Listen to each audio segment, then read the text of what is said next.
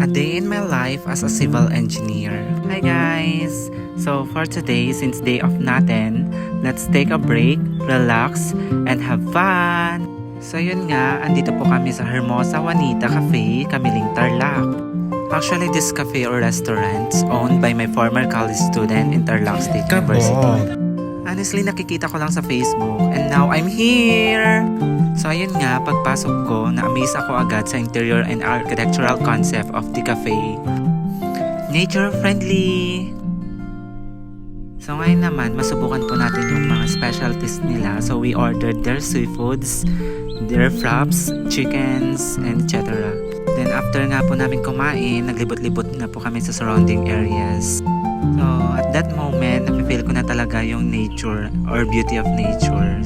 So napaka-peaceful actually. Feel ko nga kami lang yung tao dito eh. I really appreciate the concept and landscaping of their garden. So hindi lang doon nagtatapos sa garden, may pasabog.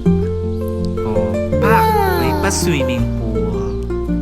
Gusto ko na sana mag-swimming dito eh. I'm not informed na may swimming pool pala. Eh di sana nakapagdala ako ng swimsuit.